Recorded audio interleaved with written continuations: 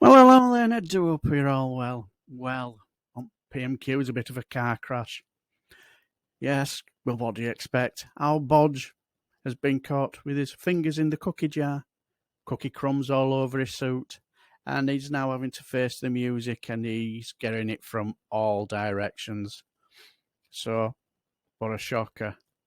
But you know me, on this channel, I'd given up recording PMQs because it was always a case of somebody will ask him a question, he'll dream up another question that he thought he heard, and Bodger will just answer that. So, and it's just too horrendous to be banging your head against a brick wall to listen to. But what I've started listening to is the intelligence of Theo Usherwood, because political editor, he's not biased. He just calls it down the line, and the things he says are really, really interesting. And he came out with a really, really interesting statement after this car crash of a PMQs. Also, there's a couple of phone calls where they asked, do you believe it? Our Bodge didn't realise that he was at a party and not at a works event. What do you think? Enjoy. 12:49. I didn't punch him, Your Honour. He ran into my fist. I did attend the event, but I didn't realise it was a party. Theo Usherwood is here. I think you were right, were you? You said there'd be an attempt at an apology that would somehow not involve an admission of something that might prompt a police investigation. Exactly. But even our febrile imaginations didn't come up with the idea that he'd claimed that he didn't realise he was at a party. Again, for the record, the subject line on the email, the invitation email, was socially distant drinks, ! Official sensitive number 10 only. So this speaks to and this is a previous defence that's been put up by Dominic Cummings, the Prime Minister's former chief advisor, which related to that photograph of Mr Cummings next to Martin Reynolds, Prime Minister, and Boris Johnson, the one he was at. And what number 10 appears to be relying on is that there is if you imagine the number 10 complex as a workspace, there are obviously the offices which are indoors, and then there's the garden outside, and that it is all one workspace, and that outside people were having drinks, and it was a work event, and the Prime Minister had confirmed in that opening remarks, walked out into the garden of number 10, where drinks were obviously being served. He was there for 25 minutes. He was thanking people for their hard work. And then he admits that he should have, in hindsight, called everybody back into their offices because it was clearly a social event, but he believed at the time and believes now it was a work event, it was not a party, and therefore within the guidance. And that's important, because if he admits that it was a party, he would admit that he attended a party and broken the rules, and therefore he would be subject, of course, to censure on the ministerial code. And then, of course, that would potentially prompt a police investigation, because you would have the Prime Minister admitting at the dispatch box that he broke the rules from lockdown, and therefore potentially a criminal offence would have been committed. The key word, because the best liars are always possessed of good vocabularies, the key word is implicitly. She implicitly. Yes. In a way, which means, of course, not directly expressed. So I implicitly thought it was a party, but I never a work event, but I never said anything to that event. This is a work event, right? Right now, you and me? Yeah, this is work event. Where's your wife? My wife's at work. No, different job. She doesn't work here now. Where's my wife? I mean, everyone takes their wives to work events, right? That's normal, isn't it? Always, if you think it's a work event, the first thing you do is sign up your wife, who works for a wildlife charity, to come along to the work event with you and your colleagues at Downing Street. Keir Starmer may have missed a trick there, I don't know, or he may have fought shy of the personalisation of the conversation. And maybe she didn't go to the party that wasn't a party, but was. The interesting question, and just to pick up from Chris Bryant's question, which he just played out, it was a really good question, and the reason it was politically a really good question, was he's trying to put a wedge in between Boris Johnson and his own Conservative backbenchers. And in the short term, the only people who are going to get Boris Johnson to leave number 10 Downing Street, if he doesn't leave on his own volition, are those Conservative backbenchers. And the point he was making is, look at all of the people whose careers have ended, whose who now lay waste, those careers lay waste because of Boris Johnson. Are you going to join them? Are you going to let him destroy your career? How stupid does he think the public are? And of course, one need only usually glance at my inbox to find out. No, actually, today there doesn't seem to be any evidence that people and of course are as stupid as you think. That is powerful. That's a powerful argument that is made, and many Conservative MPs are making it privately because they're sitting on very narrow majorities, having won seats in 2019 that were for generations Labour, and they're going to be worried now when they go back to their constituencies on Friday and they open their mailbags, they open their inboxes and see the fury and the anger from their constituents who abided by the rules and are now saying, well, how can I vote for your Conservative leader again to be Prime Minister for another 4 or 5 years? It's tempting to say you couldn't make it up, but he did. And here we are. I'd take a call or two quickly, because I'm not sure Theo has quite finished, but how this is going to play. He looks you in the eye and tells you he had to drive to Barnard Castle and back to test his eyesight, and now his boss has looked you in the eye and told you that he went to a party without somehow realising that he was attending a party. We'll probably need to find out whether there were vol-au-vents present. If there were vol-au-vents present, then I think they didn't realise it was a party defence will fall apart like a claim that he didn't realise it was a party. Richard's in Nottingham. Richard, what would you like to say? Hi, James. Thanks for taking the call. Eventually. Yeah, he knows what he should have done in hindsight. That's the thing. Did he use that word? Did he use the word hindsight? In hindsight, I should have done this. In hindsight, I should. You know what Captain I'd like Hindsight. Prime Minister? Foresight. Yes. I'd like foresight. I'd like someone who knew what they should have done, what was right and wrong before the event, so that when they got to the event, they'd immediately know it was wrong, and not look back in hindsight.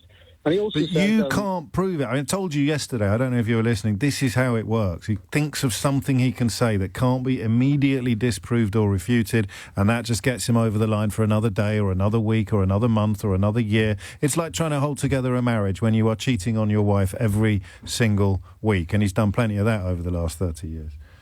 Absolutely, and the thing is, he also talked about how millions of people might not see it that way. So he's clearly just interested more in how it's perceived than how it actually was. How can I get away with it?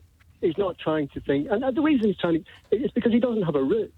He doesn't have any root. He doesn't have any moral root.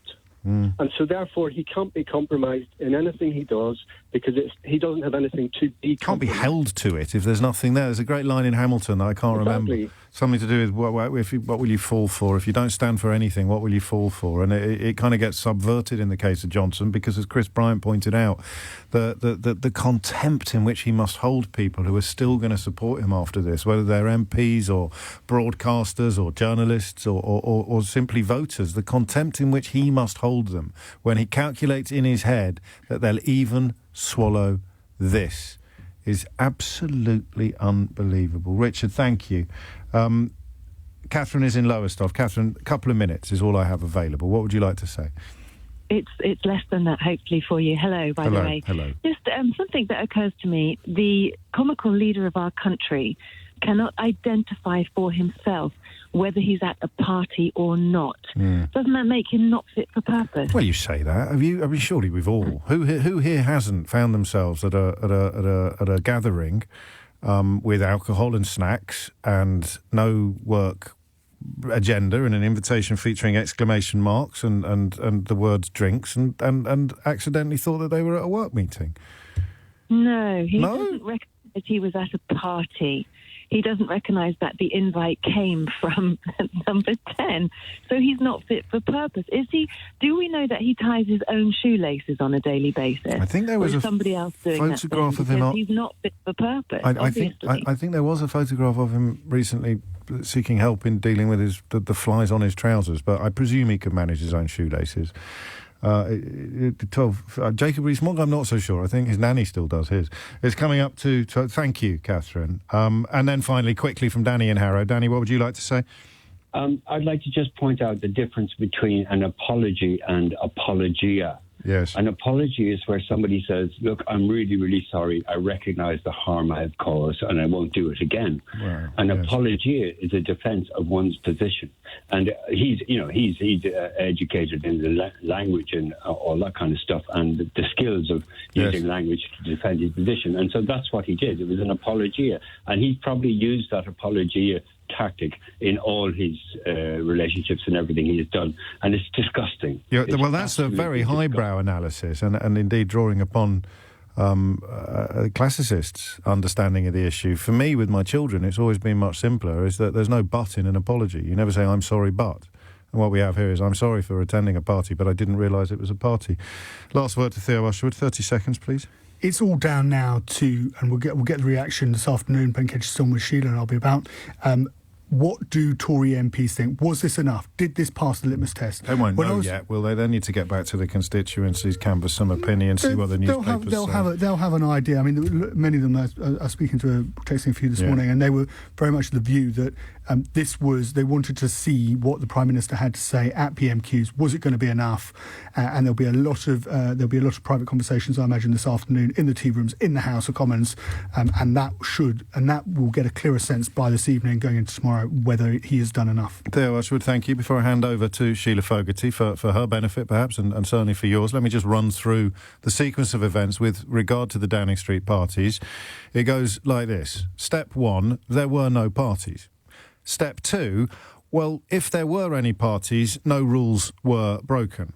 Step 3, Boris Johnson didn't personally break any rules.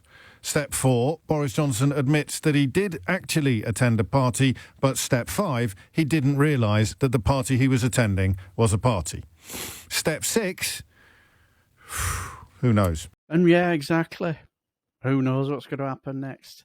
But one thing I did like was when James said, all the best lies have the best words, and it's them little play on words that he uses, them for basically just his little get out of jail free cards. He knows full well he knew he was at a party, and you can tell that the reason why he didn't turn up for Parliament yesterday to answer this question, because he was spending all day yesterday thinking, what can I do to get out of this pickle that I'm in? And he'll have had all the best people in the party, lawyers or whoever, say, you need to say this, you need to say that. And you could tell there were a couple of things I found interesting at PMQs. One was when it came to opposition asking really, really difficult, tough questions, they want to write a lot of heckling, if any. I didn't hear any. 2, when it came to him answering questions, it was on his best behaviour. He was trying to look all contrite and all sanguine and whatever the words I'm looking for. Trying to look like somebody who's really, really sorry for what he's done. Well, trying to act as though, get the people to believe that he's full of remorse. But we all know full well that man has no remorse in his body, no. So we know full well he's an absolute liar. He's the only man I've ever heard of to ever get fired for lying as a journalist and as a politician. 2 of the most devious jobs going, aren't they? But I did read a tweet from Theo Usherwood where he talked about how he's playing on the fact that he knows full well that our vacuous Liz Truss and Rishi Sunak will not be the success that this party are looking for to lead into the next election. So it makes me wonder. I think Conservatives could be in a spot of bother because, let's be honest, if they had a ready-made replacement, they'd have got rid of this fucking clown a long time ago. But what do you guys think? Right, I shall leave the video here, and until the next time, I shall bid you farewell and take care.